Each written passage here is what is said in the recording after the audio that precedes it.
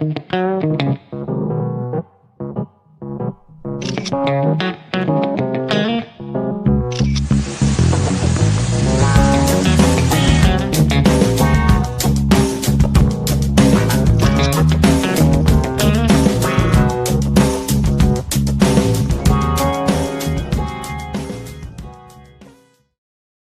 right. Well, good evening, everybody. Thank you so much for joining Courtney C. Almost forgot my name, Courtney C. on Crime Crunchies. And tonight we are going to be taking a deep dive into the latest updates on Nancy Guthrie. It is day 9, and the deadline is actually looming. I don't know what time it is in Tucson. It could be now. It was 5 p.m. Tucson time that the ransom deadline was looming. And I don't know that there have been any updates in the last 30 minutes that I've seen. And I've been checking to see if there were any updates. But I think we're just going to dive in and see what the latest is in the last 24 hours. I was hoping that there would be some sort of a resolution today, being Monday, but if there is, they're doing it behind the scenes and not where we are. So let's look at the latest video. Let me share my screen. Savannah Guthrie posted a video on her Instagram not too long ago, and I wanted to play that. It's not speaking to the abductors. It's speaking to just the public at large, asking for help. So let me get this to play.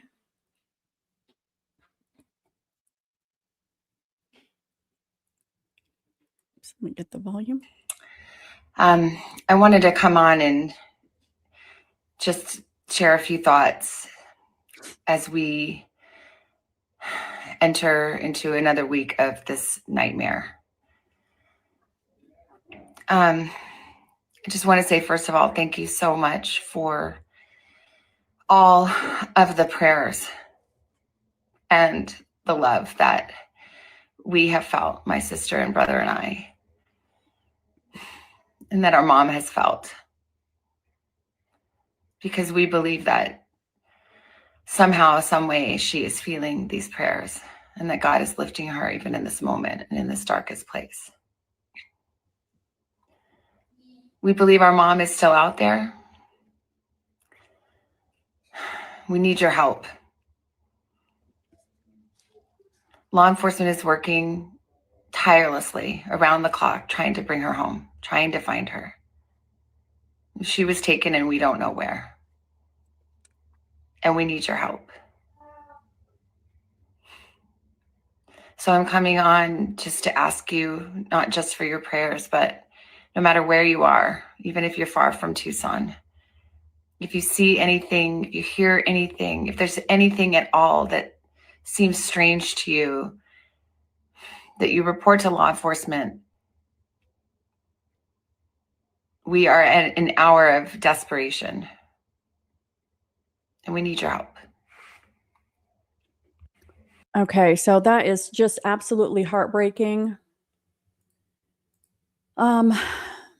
So basically, the latest message from Savannah Guthrie is that she's asking for the public's help, even if you're not in Tucson. And it's so frustrating because, I mean, where would we see this woman? It's not like somebody would be driving around with an 84-year-old woman in their car or running around with a woman. So it's absolutely terrifying, and I cannot imagine what this family is going through. I saw a video on Fox News that I thought would be really good to play. They actually had a former NYPD officer talking about these ransom notes because there's a lot of confusion. These aren't typical ransom notes. It isn't feeling like a typical ransom, kidnap for ransom situation, and nothing is really making sense. So I thought that this was a great video that would be great to share. Let me get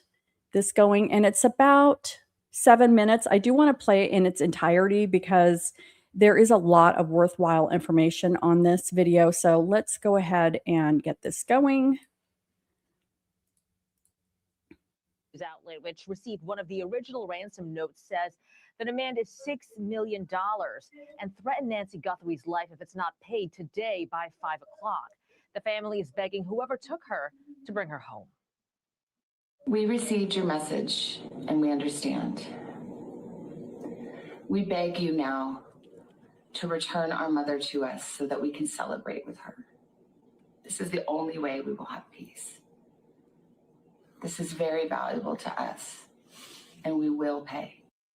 So the FBI tells the Associated Press when Savannah says in that video, quote, "We have received your message," she is referencing another alleged ransom note sent via email to local TV news station KOLD on Friday.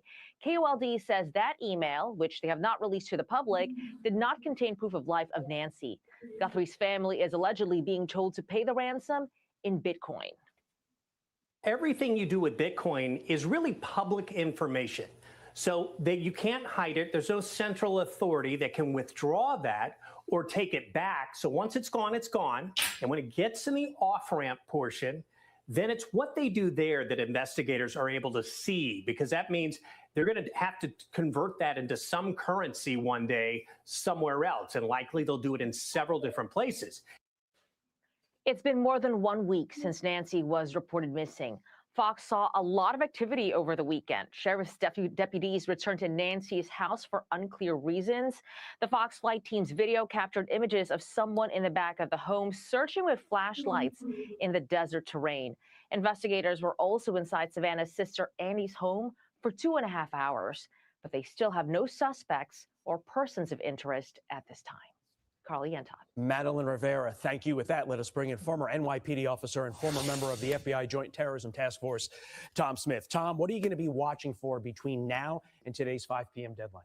Any communication, any further communication that is out there, because that's what this is. It's a back and forth. A negotiation has to be done in order for this to come to a conclusion. And right now we keep seeing just one-sided communication.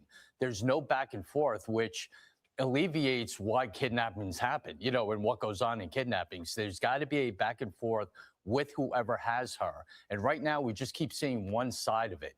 And the family's reaction to it in that second video was a little despairing. Was a little tough to watch, a lot different than the first one. So you don't know what happened in that time frame and what information they received. Can we say now with certainty that these ransom notes are authentic? Or could they still be fraudulent? Oh, they could definitely still be fraudulent. I'm not sold on them 100% at all because of what I said. You know, when you have a kidnapping, kidnappings are quick.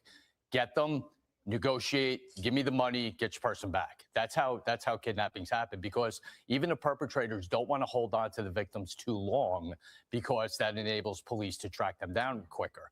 So the length of time is concerning in how much deadline after deadline after deadline is going on.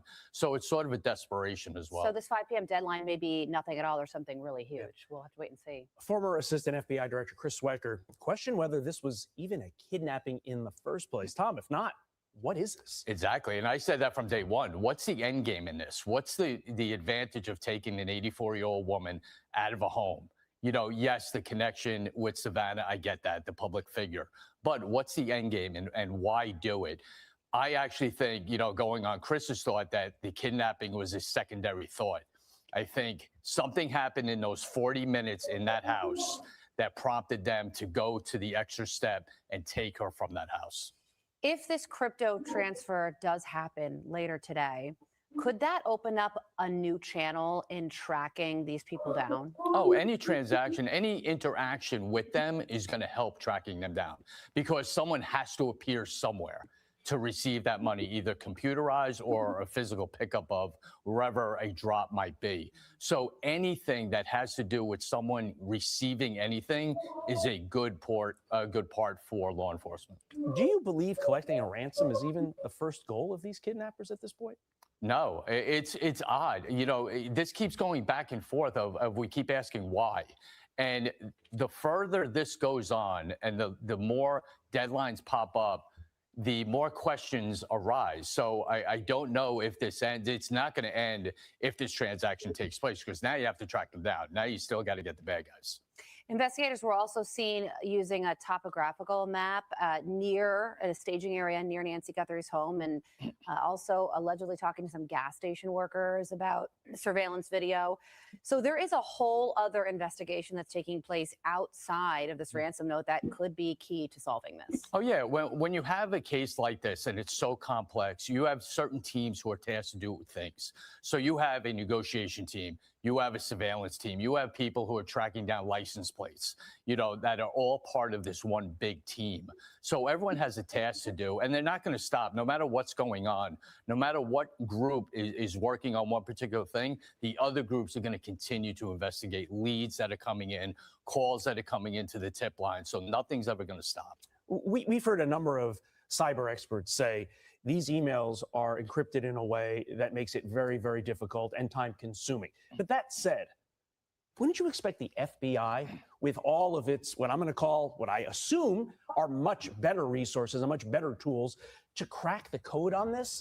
Am I being naive, Tom? No, and that's why the FBI is involved, because they are good at it. I worked with them for 17 years on the terrorism task force. They are who you want in this position.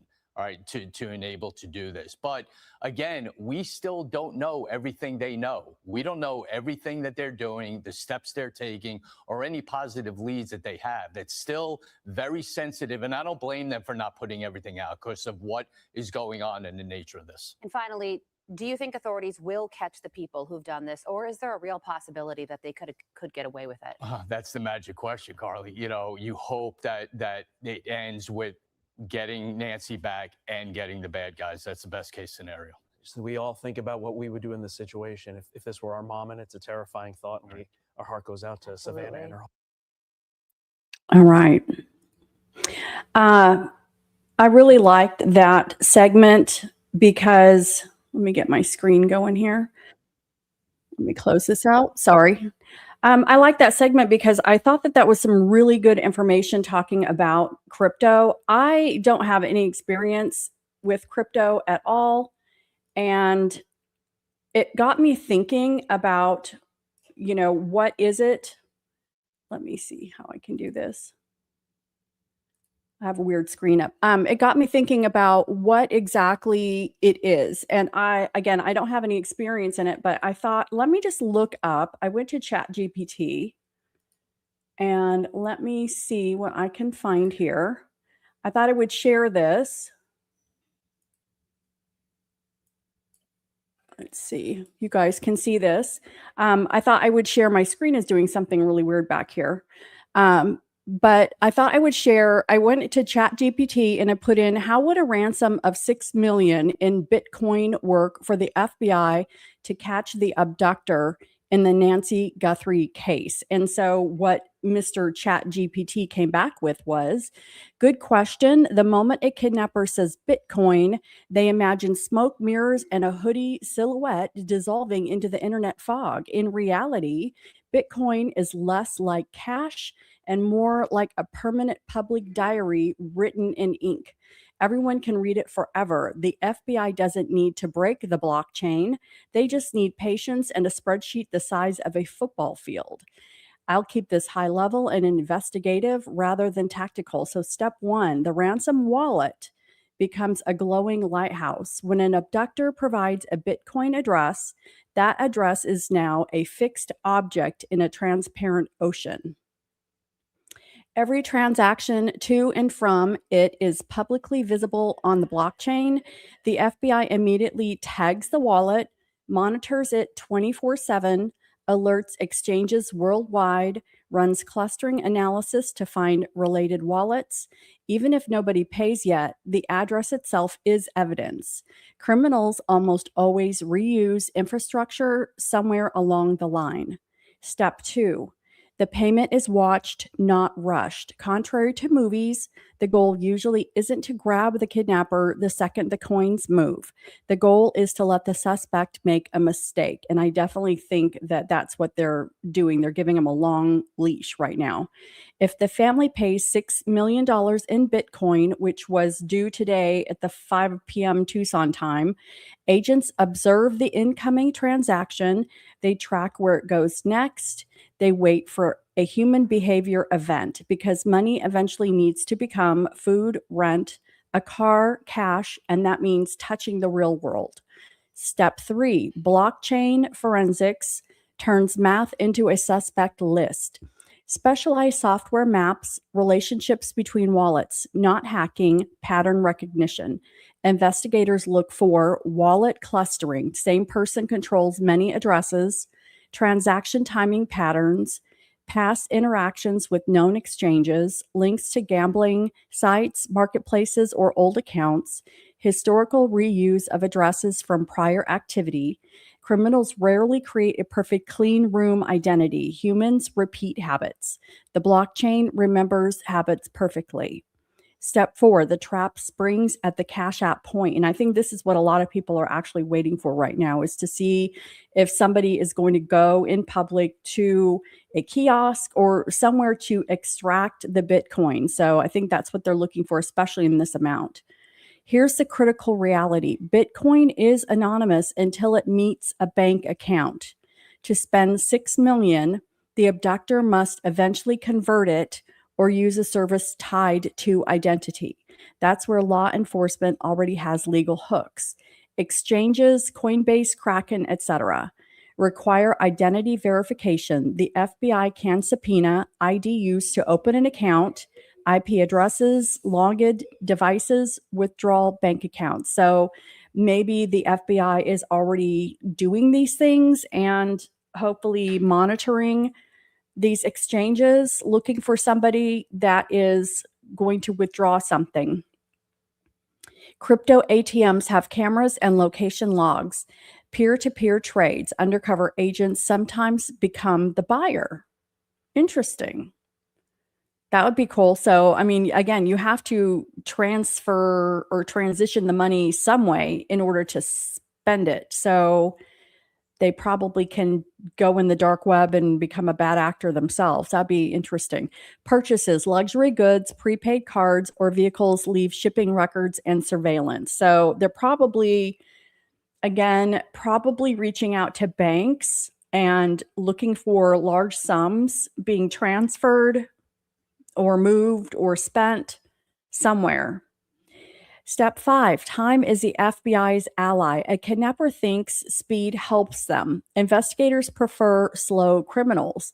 Large sums are extremely hard to move quietly. Criminals start making mistakes after days or weeks. They consolidate funds, they panic transfer, they reuse an exchange, they log in from home Wi-Fi. Each move narrows the circle. Many crypto ransom cases are solved months later when suspects finally touch regulated finance. Why Bitcoin actually helps investigators. Cash disappears, Bitcoin testifies forever.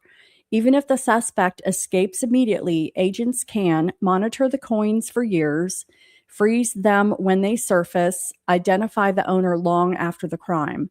These are cases where suspects were identified years later, the first time they tried to spend the ransom.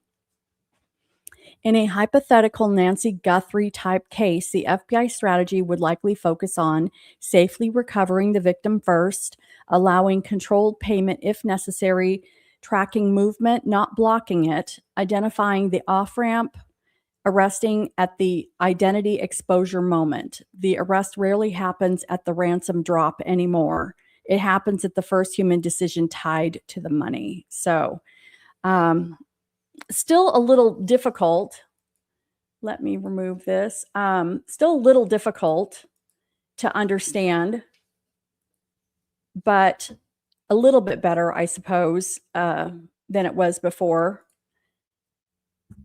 And we have to think that, you know, from everything I've seen, every single interview that I have seen, there isn't anybody who thinks that this is a ransom because, again, the formula for kidnap for ransom is very quickly you nab the person that their target is. They're going to nab the person. They're taking the person to a safe house. They're not going to hurt the person.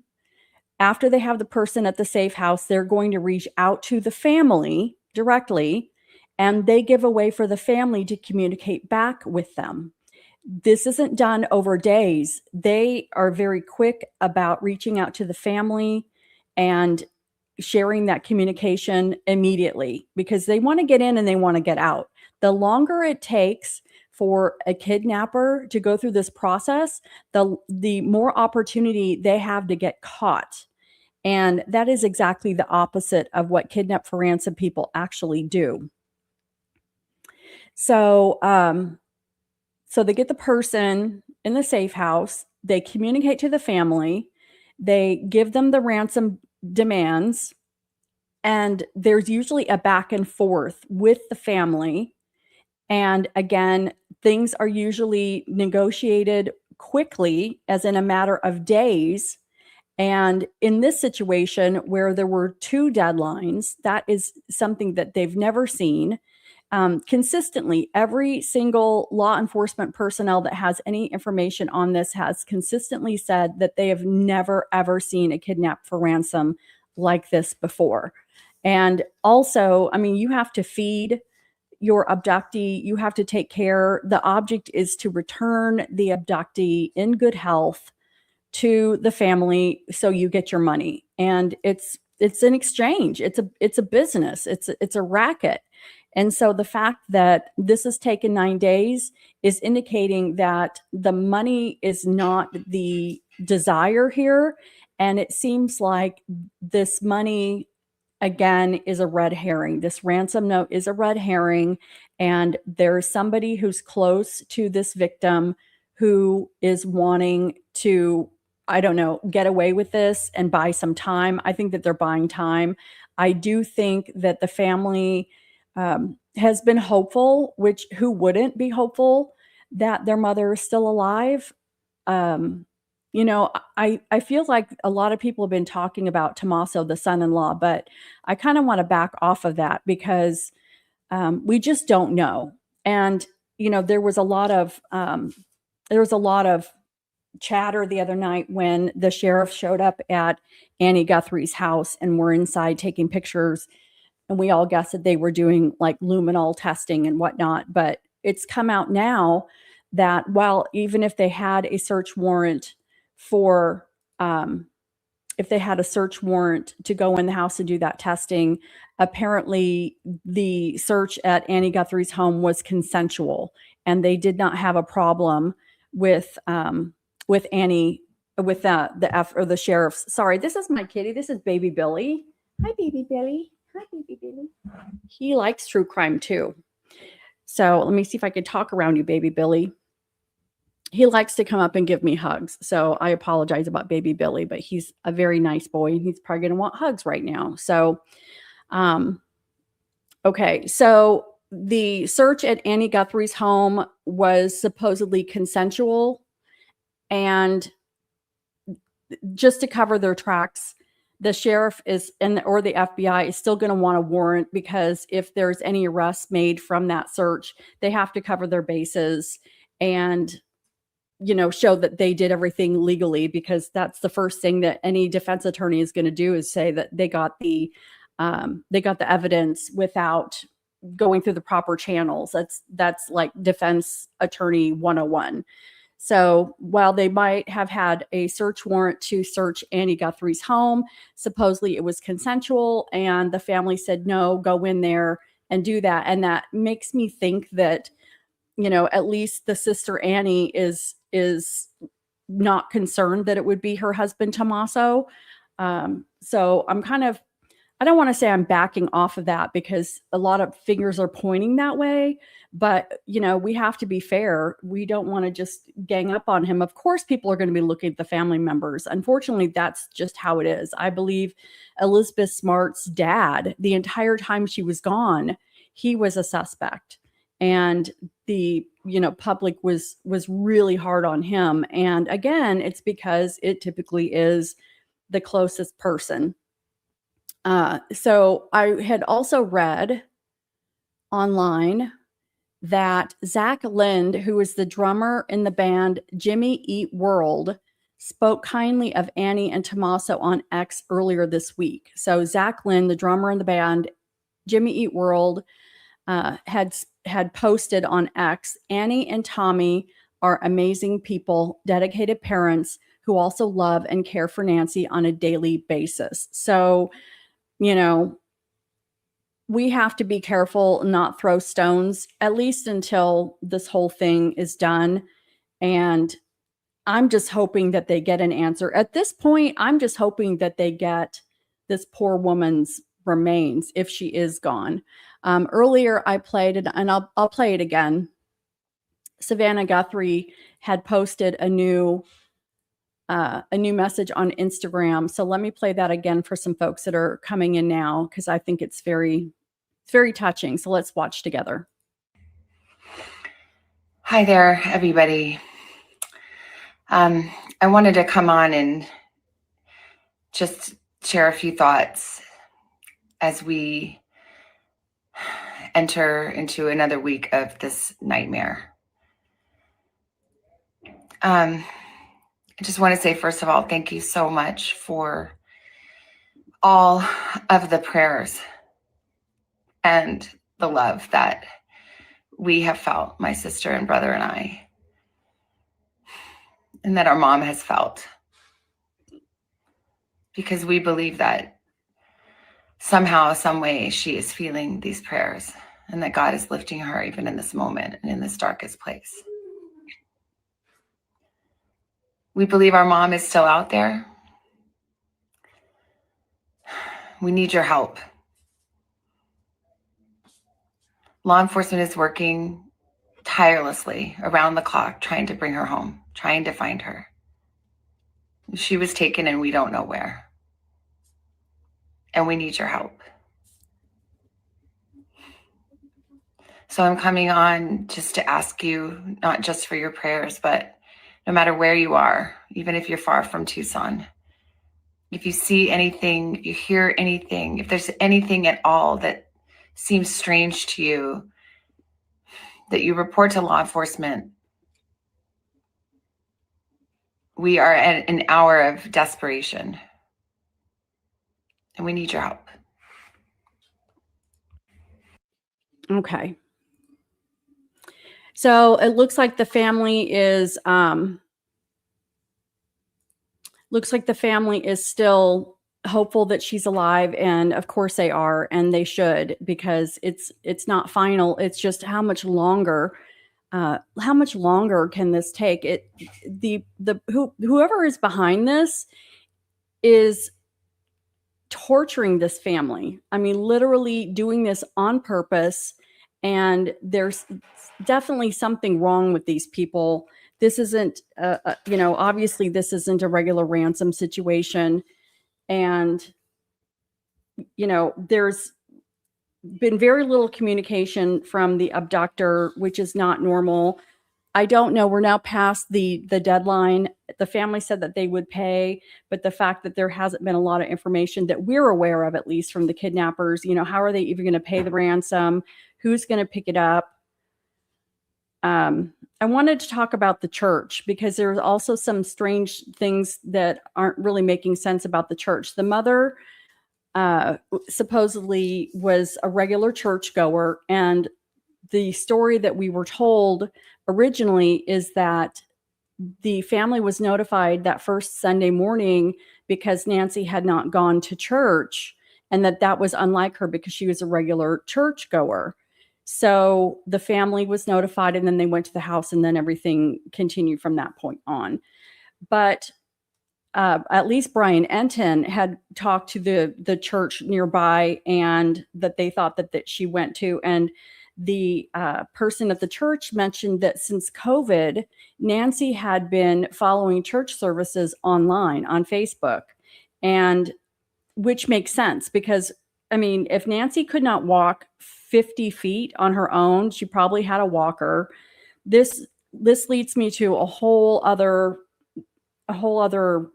scenario of thought behind this. So if she's not going to church because of COVID originally, now it's probably because she can't walk. And if they are doing services online, that would make sense. Even though Nancy was perfectly able to drive, that's a whole different thing than walking. And I wanted to go back to that first night when supposedly Nancy is put in an Uber in the timeline. She's put in an Uber and she takes the Uber to Annie and Tommaso's home where they, I guess, play games, go out to dinner, and then Annie and Tommaso bring her home and they see that the garage closes, I'm just going to say 9:48 p.m. or the garage opens at 9:48 p.m. and it closes 2 minutes later. I might have the time wrong, but supposedly from the time it opens to the time it closes is 2 minutes. And if a woman, if anyone here has had an elderly woman live with them, they are really slow. I mean, how is a woman going to get in a garage and then into the house and push the button with her walker? There's usually a little step from the garage into the house. How is she going to get in 2 minutes? I mean, maybe 2 minutes, but my mom would take longer than that. I mean, I had to have patience a lot of times because she was very slow walking because she just couldn't walk. So I have to wonder if there's 2 minutes between the garage opening and the garage closing. It kind of goes back to one of my thoughts the other day of, we don't even know what really happened that night. We don't know if they really went to dinner. We don't know if they played games. We don't really know who was there at 9:48 when the garage opened and the garage closed. I mean, 2 minutes, that to me seems like it could be a regular person, but someone with a purse, okay, she's got her purse, she's got a walker, maybe she's got a basket or something, but with her car in the garage, she's having to probably maneuver. I mean, 2 minutes seems really short to me. And I just have to question that whole thing. We don't really know. That doesn't make sense. It doesn't make sense to me that she would be able to walk and nobody would walk her into the home. Because I know when my mom was alive, she was 82, she lived with me. I wouldn't have just, if she didn't live with me, I wouldn't have just dropped her off and just said, okay, bye, deuces. If she's having mobility issues and she can't walk, she doesn't have strength and she's got health issues, she could have balance issues. Even if she's sharp as a tack, balance issues are a really big deal. So why am I letting my 84-year-old mother punch in a code to a garage or open the garage and then just walk in by herself? She could easily trip on that step. I don't know. I just have to wonder if that scenario even happened, because if the original statement was that somebody at church notified the family, then that's already giving me alarm bells, because supposedly the mother didn't go to the church in person. She watched on Facebook, or a live stream. So it just makes me think that there are some statements that are questionable. The mom not being at church in person and watching it online, and then the time frame of 2 minutes for the garage opening and closing, a woman who has mobility issues on a walker, that just doesn't seem right. And apparently, and this is what I'm a little confused about. So the person who was arrested in California, he's already been arraigned, but he's out on bond already. They let him out pretty quickly. So this person who was arrested, he had seen the first video by the family on Instagram, the very first video where the Guthries together, the three of them, are talking to the abductor. And supposedly this person very quickly called the direct cell phone of either Annie or Tommaso. And there was a 9-second conversation.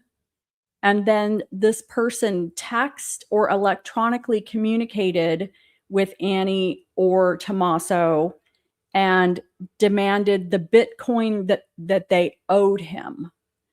And it just makes me wonder how, I mean, people know who Savannah Guthrie is, but we don't know what I didn't know what her sister's name was.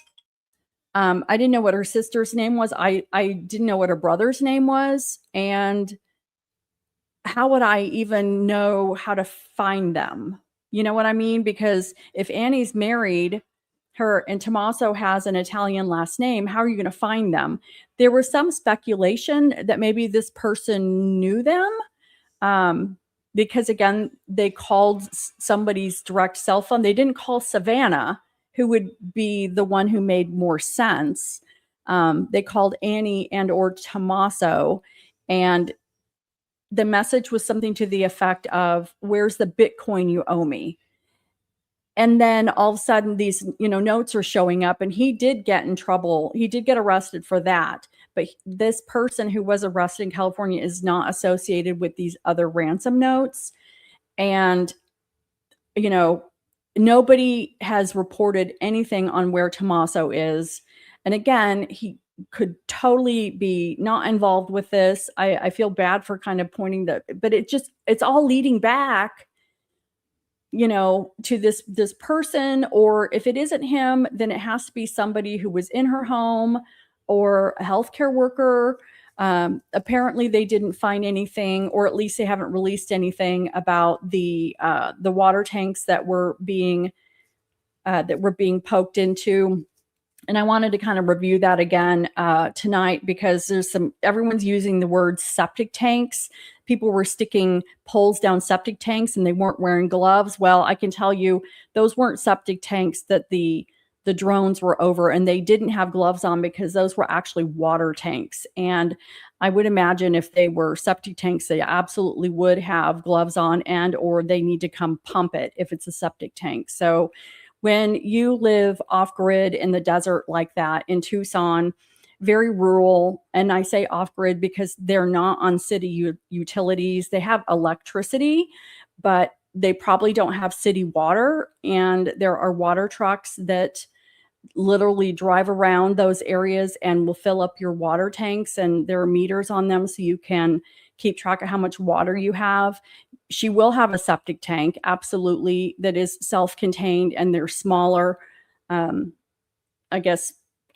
covers on a septic tank, but they're typically not big enough to put a body in. But those water tanks definitely were big enough to put a body in. And I don't know if they were just putting a camera down or just poking it with a pole, but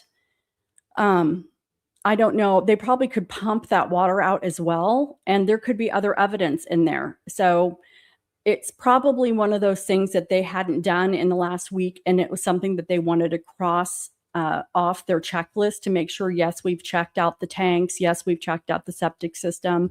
They probably didn't find anything, but I do think that they probably need to pump those out and see if there's any other evidence there. And I'd heard someone even mention they might want to check water tanks of some of the neighbors too, because,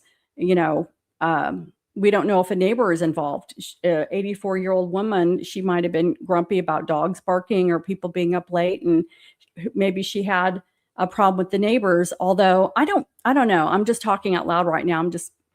I don't think so, because if that was the case, I think Savannah and Annie would have known if she had problems with a neighbor.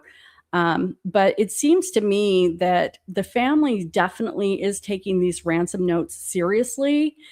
If the ransom notes are a red herring, which is what most law enforcement are thinking, I mean, is it possible that they're being duped by a loved one? Is it possible that, Tommaso is really behind this and they don't want to think that he is? I mean, again, you can be married to somebody or live with somebody, any family member, and not know them. People can really have two different sides to themselves.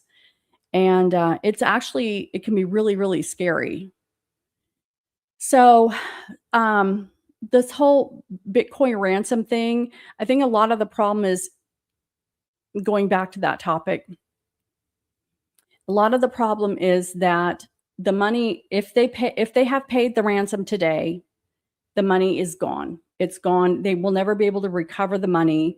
There's not a lot of monitoring of this system, and it's like the wild, wild west, kind of like the internet used to be. Somebody actually mentioned that this might generate something like a Nancy Guthrie bill where the FBI or the feds or someone actually puts more regulation and monitoring so that Bitcoin can't just go into the nether regions, because a lot of criminals are using this, and this is becoming actually a really big problem. Bitcoin is actually being used in a lot of crimes and ransoms, and it's something that is traceable, like up until one point, like we learned in the chat GPT tonight, where it just talked about how you can kind of see when the money comes in, and there are patterns and clusters of data that can kind of go, point people to one place. And it looks like there are exchanges where people have to actually interact with, or kiosks that they have to interact with. But after somebody's gone and taken the money, it's gone. And this is just ripe for more crime. And I do think that after this, it would make sense, regardless of how this turns out. I do think that it makes sense to have some sort of regulation or some controls over it, because this could be the first of many. If the ransom is really real, which I know I probably am crossing myself out, it's just, we just don't know. We just don't know. The family's taking it real. I think it's a red herring, but either way, if this was a real ransom, the money is just, it's not 100% traceable. So,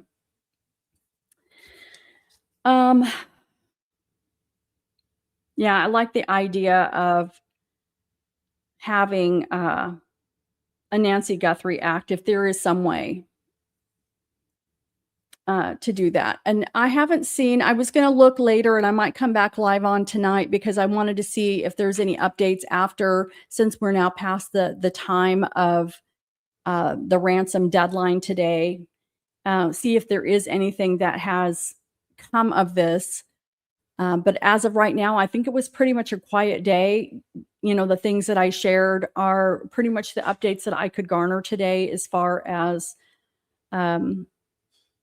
the suspect that was arrested, the latest message from Savannah Guthrie asking people, if you see something, say something. And of course we will. And really just hoping that at the very least they get their mom's body back, so that they can be with her and have closure.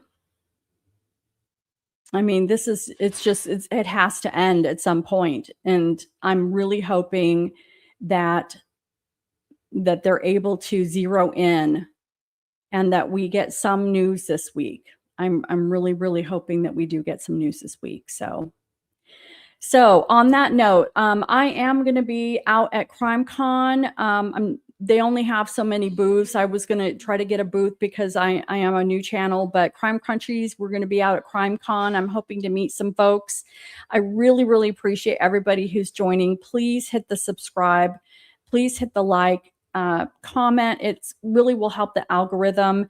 I am going to be going live every day, probably in the evening around the same time, and definitely following everything that has to do with Nancy Guthrie and other stories that are going on. God's Misfits, the people in Oklahoma. I'm actually going to be probably doing a live on that sometime this week, because there's actually been some movement in that. That's the murder of Veronica Butler and Jillian Kelly, the two ladies that were coming to get the visitation of the kids, and the grandmother met them on the road, and they were ambushed and they were red rummed. So I am going to probably be giving some updates on that one, because that has not been in the news a lot lately, and there's actually been some news. So I'm going to be going live with God's Misfits later this week, giving everybody an update on that story.